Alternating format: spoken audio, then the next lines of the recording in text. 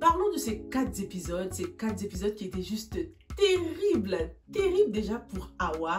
Est-ce que c'est elle que Rama va tuer? On va y répondre à cette question dans cette vidéo. La situation est aussi terrible pour Fatou en ce moment. Fatou, la première dame, on a clairement assisté à sa chute. Pour le bonheur de Rama et Ouli qui ont enfin réussi à obtenir ce qu'elles voulaient. Le beurre, l'argent du beurre et la crémière. Mansour, l'argent de Mansour et la villa. Parlons de cette scène de la villa qui m'a juste mise très mal à l'aise. Ça y est, Rama et Ouli ont gagné, elles sont aux anges. Pendant la scène, visiblement, on constate tout de suite que ce n'était pas du tout un combat équitable. Et Fatou n'avait aucune chance face à la férocité de Rama et Ouli qui se sont battus bec et ongles pour la dépouiller de tous ses biens matériels et même de sa dignité. Rama et Ouli ont confronté Fatou sur son propre territoire. Et ça, c'était clairement la goutte d'eau qui a fait déborder le vase de Fatou. Elle a décidé de quitter son foyer, briser la promesse qu'elle avait faite à sa mère, ne jamais divorcer. Oh là là là là, c'était tellement bouleversant les gars. Depuis un moment, vous le savez, Fatou c'est vraiment ma maman. Je suis tellement contente d'avoir découvert cette actrice. Je la trouve extrêmement talentueuse. Elle est vraiment douée, elle sait très bien transmettre les émotions. J'avais presque les larmes aux yeux en la voyant pleurer comme ça. Dites-moi si vous avez ressenti la même chose. Partir de la maison de son mari avec une petite valise comme ça, alors qu'ils sont riches quand même, c'était vraiment triste. On ne pouvait que avoir de la peine pour Fatou qui a perdu ce combat déloyal. Fatou, c'est une femme qui ne s'imaginait tellement jamais quitter son foyer qu'elle n'a pas prévu de plan B en fait. Du coup, elle se retrouve dans une situation précaire et humiliante. C'est un choc, c'est un réel choc pour elle. Je trouve qu'elle est même courageuse parce qu'à son âge, beaucoup de femmes n'auraient pas supporté ce chagrin, les gars. À cette heure-ci, elles auraient été à l'hôpital ou un truc comme ça. En plus, ce qui fait la différence entre elle et une jeune femme qui pourrait vivre la même situation qu'elle, c'est qu'à son âge, t'as pas vraiment de membre de famille chez qui tu peux aller te réfugier, quoi. Elle n'a plus son père ni sa mère, les frères et sœurs, on sait pas s'ils sont toujours là. Donc sa fille unique est clairement son seul espoir. Avant de partir, Fatou a dit ces derniers mots à son mari, des mots qui venaient du cœur. Et franchement, quand ça vient du cœur comme ça ne peut que se réaliser, quoi. Et je me ferais un plaisir d'observer le karma s'occuper de Mansour, Ouli et Rama. Le karma est d'ailleurs déjà en marche, et il s'appelle Madjiguet. Comment vous dire que cette actrice était le choix parfait pour ce rôle selon moi? Lorsqu'elle a débarqué, j'étais en train d'applaudir devant mon écran. Je me disais, mais il était temps les gars, il était tellement temps que Madjiguet vienne à la rescousse de sa mère. Cette actrice, je l'ai découverte dans la série Mœurs, la brigade des femmes, dites-moi si vous connaissez. Et justement, dans cette série, elle est à la tête d'une brigade de femmes, d'où son côté un peu femme forte, parce que dans cette série en prise, ils nous ont bien précisé qu'elle avait un caractère fort. Dans la série Mœurs, la brigade des femmes, on retrouve aussi ce clash entre tradition et modernité, comme dans Emprise. Cette actrice avait été confrontée à ce clash moderne tradit, rester célibataire ou devenir la 4e épouse d'un maire. Dites-moi si vous vous en souvenez. Donc lorsqu'on prend en compte les rôles que cette actrice a déjà incarnés, je trouve que le personnage de Madjiguet lui correspond tout à fait. Dans le film Mouniol, elle a même incarné le rôle d'une femme qui supportait les violences conjugales de son mari. Donc, qui mieux qu'elle pour comprendre sa mère qui a dû supporter tous les mauvais traitements de Mansour, quoi. Franchement, j'adore. C'est une femme qui peut avoir un caractère d'homme, qui peut être forte comme un homme, mais qui a aussi cette douceur féminine, quoi. Lorsqu'on regarde son physique, elle n'a rien d'un homme. Au contraire, c'est une femme complète. Elle est belle, douce, elle a de belles formes, mais elle est aussi très forte. La force n'est pas forcément que physique et je pense que Madjiguet va nous le montrer. Très bon adversaire pour Ouli qui, elle, au contraire, n'utilise que son physique pour arriver à ses fins. Ouli se sent d'ailleurs déjà en danger. Elle ne supportait déjà plus toute l'attention que Mansour accordait à sa fille qu'il n'avait pas vue depuis longtemps. Ouli, elle est clairement égoïste. Elle ne pense que stratégie en fait. Le moindre comportement pour elle n'est plus normal, quoi. Un père qui accueille sa fille avec tout son cœur, avec tout son amour, ça ne lui plaît pas. Alors Alors que les choses se passaient comme sur des roulettes pour Rama, voilà que Pape Demba lui annonce que Soukey est enceinte. Hein?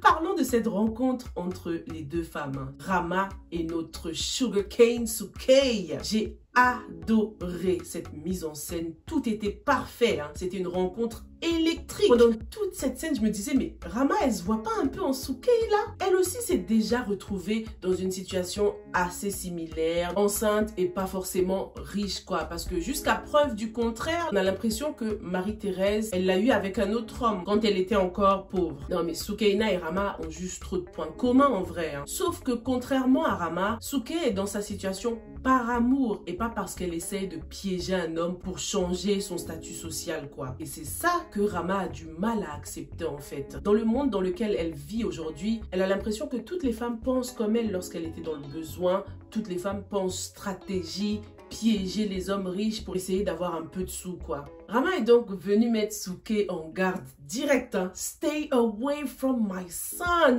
Non mais la scène où Soukey lui crache dessus là à cause de sa grossesse, je me suis tout de suite dit ah non mais ça va jamais marcher entre ces deux là, c'est pas possible. À chaque fois qu'elles ont l'occasion de commencer sur de bonnes bases, bam, il y a toujours quelque chose pour tout gâcher quoi. Dis-moi ce que t'as pensé de cette rencontre tant attendue. La grossesse de Soukey fait que Pape Demba se remet en question en ce moment, hein. Mais franchement je trouve qu'il a mis un peu trop de temps même avant d'aller voir Soukey, hein. Dès qu'il a appris la nouvelle, il était encore hésitant, encore en train de réfléchir. Yérim est encore venu lui bourrer le crâne. T'apprends une nouvelle comme ça, t'hésites même pas. Même si t'es plus amoureux de la fille, tu te dis non, il faut que je man up, il faut que j'assume mes responsabilités. C'est ce qu'il a fait, hein. C'est ce qu'il est allé lui dire ensuite à Soukey, mais Pape Demba, je ne l'ai pas du tout trouvé convaincant. C'est un homme qui ne sait pas ce qu'il veut et lorsqu'il parlait, on ressentait beaucoup plus de l'anxiété qu'autre chose, quoi. Soukey a bien fait de lui lâcher sa punchline, là. Est-ce qu'un bébé peut s'occuper d'un bébé? Ce bébé arrive clairement comme une source de problème pour lui et pas une source de joie comme c'était le cas avec Django avant qu'il n'apprenne que le bébé n'est pas le sien.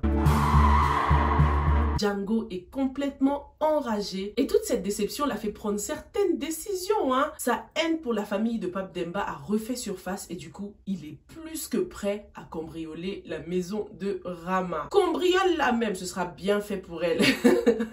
Après, c'est pas parce que Rama garde de l'argent chez elle par-ci par-là qu'il y aura forcément une grosse somme chez elle, quoi. Ndiaga a parlé d'or, de bijoux et tout ça. On verra bien tout ce qu'ils vont récolter, mais en tout cas, côté suspense, cette série keeps serving. Non, le suspense est là. Parce que bon, même si on nous a montré à la fin de l'épisode 40 que c'est Tawa qui allait peut-être se faire tuer, il y a juste beaucoup trop d'informations qui nous prouvent que ce ne sera pas le cas. On voit bien que Rama n'est pas habillé pareil que dans cette scène. Donc même si cette scène finale était un cliffhanger de ouf, même si le suspense est à son paroxysme, ce ne sera pas à ce moment-là que Rama va commettre son meurtre. Non, elle n'est pas habillée pareil que dans le flash forward. En plus, Awa est arrivée en journée, je crois, alors que le meurtre a l'air d'avoir été fait la nuit. Mais c'était quand même bien joué parce que tout est là, hein. L'arme du crime, le mobile. Awa a trop d'infos concernant Rama. Là. Elle a découvert un peu de son passé sombre. Et si Rama l'apprend, elle risque de l'éliminer, ça c'est sûr. Jari a été kidnappée. Je m'y attendais pas du tout, mais c'est ce qui arrive la plupart du temps, hein. Les enfants de riches qui sont kidnappés pour ensuite réclamer une rançon. Surtout que c'est la fille unique de Awa, donc elle fera tout pour récupérer sa fille. Elle donnera toutes les sommes du monde pour elle, quoi. Donc ce kidnapping fait clairement penser à une demande de rançon. Et Jari, je l'ai trouvée tellement imprudente. Quand tu viens d'un milieu riche, le soir comme ça, t'es prudente quand même, hein. Tu traînes avec une petite bombe lacrymogène dans ton sac ou un truc pour te défendre. Dis-moi si tu penses à d'autres hypothèses concernant l'enlèvement de Jari. Avec ce personnage, les thèmes principaux sont la richesse et l'amour, quoi. C'est soit une histoire avec Pape Demba, soit une histoire d'argent dans tous les cas, j'ai l'impression. Parlons maintenant de Kadia et Alioune. Non mais le couple le plus chelou de la terre. On en parle de Alioune d'ailleurs qui a cédé aux avances de Kadia aussi facilement. Non mais il m'a déçu lui. C'est clairement la preuve que lui et Marie-Thérèse ne sont pas du tout faits l'un pour l'autre, hein. J'avais encore de l'espoir mais après cette scène je me suis dit non, Alioune il n'est pas si sérieux que ça. Il pouvait très bien refuser les avances de Kadia. Ils ne se connaissent même pas encore très bien. Ça fait bizarre d'ailleurs de voir ce côté un peu mature de Kadia comme ça. Elle qui passait pour une petite fille jusqu'ici, elle dévoile son côté très féminin en ce moment. enfant. Donc, elle est sous l'emprise de sa mère. Oh my God, mais le maquillage effrayant, les gars. Ils ont bien fait ça. En plus, ça reste dans le même thème que le marabout de Rama, le thème du monde obscur. Donc, franchement, j'ai beaucoup aimé. Kadia aime beaucoup son papa, mais c'est sa mère qui la pousse à faire des choses par vengeance. Alors, elle a décidé de coucher avec Alioune par stratégie pour pouvoir ensuite avoir des infos concernant Marie-Thérèse, mais est-ce que c'était vraiment la peine? Cette relation Kadia-Alioune, je trouve qu'elle n'était pas du tout nécessaire. Il y avait d'autres façons de découvrir les faiblesses de Marie-Thérèse en devenant sa nouvelle meilleure amie.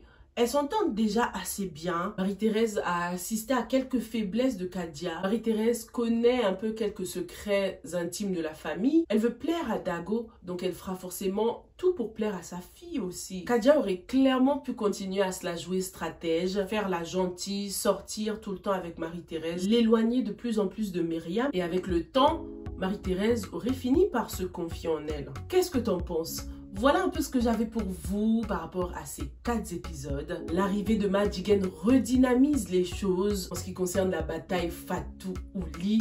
Au moins là, c'est équitable, hein. Chacun sa mère, chacun sa fille, les gars. Dites-moi ce que vous avez pensé des épisodes et on se retrouve dans la prochaine. Stay safe and stay blessed. Bye!